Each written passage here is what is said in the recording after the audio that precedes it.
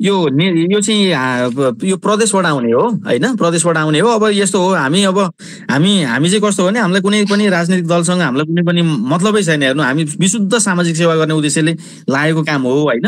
त्यो चाहिँ कस्तो छ भने हामीलाई आश्वासन चाहिँ आछ, अब त्यो आउला नआउला अब त्यो नआएसम्म भन्न सकिन्न होइन। त्यो छोडिदिउँ, त्यो कुरै छोडिदिउँ होइन।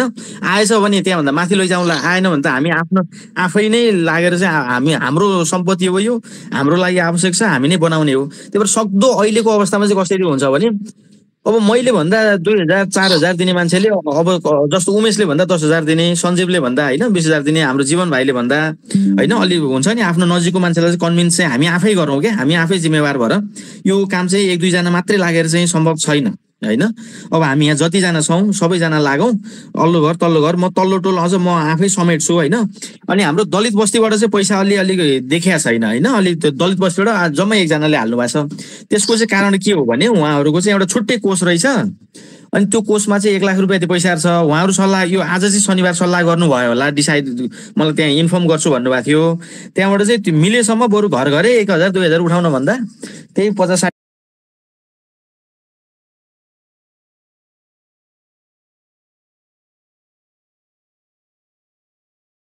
होइन भने अनि त्यसपछि व्यक्ति व्यक्ति त्यो चाहिँ अब तपाईँहरूले सक्नु भएन, डिसाइड गर्न सक्नु भएन भने व्यक्ति व्यक्ति उठाउँला भनेर आजसम्म गएको छ होइन।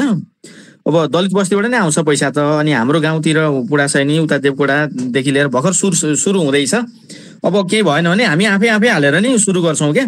मान्छेलाई चाहिँ अब कस्तो छ भने आज जहाँसम्म लाग्छ आज काम सकिसक्यो हाम्रो चाहिँ। गाउँमा हामीले 8,31,000 बुझाउने काम सकिसक्यौँ। 5 लाख पालिकाले दिन्छ, त्यसमा टेन्सन भएन। 3,31,000 त हामीले जसरी नै बुझाउनै पर्ने छ कि। त्यसको लागि त हामीले त पैसा नउठाइ त पुगै छैन कि, जसरी नै उठाउनै पर्ने छ, जसरी लागेर हुन्छ। अब ग्रुपभित्रै चाहिँ लगभग 130-32 जना मान्छे देखाएको थिएँ हाम्रो ग्रुपमा।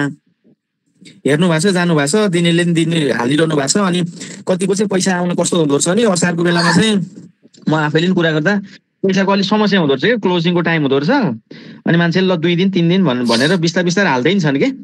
अनि जस्तो हाम्रो रञ्जिता दिदीहरूले नि अब जापानबाट उहाँहरूले नि म हालिदिन्छु भाइ, म पठाउँछु 2-4 दिनमा भन्नुभएको छ। यसरी अब लगभग स्योर आउने पैसा नि छन्, हामीसँग टन्नै छन्।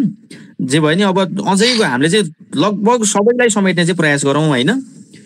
अब ठिकै छ, सबैजना आउनुभएछ, सबैजनालाई धन्यवाद होइन। यसरी हेर्नु न, म आफै नै आउन बल्ल यति बेला हेर्नु न, मेरो चाहिँ यहाँ डाटा पनि नचल्ने, एनटिसीको टावर पनि नचल्ने, त्यही भएर चाहिँ म आफै नै ढिलो भएँ। तै पनि आफ्नो कुरा यसरी राख्ने मौका पाएँ, खुसी लाग्यो होइन। अब ठिकै छ, अब के छ, सबैले आफ्नो यसो भ्यूहरू आफूलाई लागेको कुरा राख्दै जाउँ न त है त जमुना बहिनी। ए हुन्छ दाइ, हाम्रो छलफल त दाइहरूसँग गऱ्यौँ गर्न त सबैजना जाने हो गर्न त। हजुर ठिक छ। अनि कसैलाई हुन्छ नि अब त्यो त्यसरी मान्छे व्यक्तिबाट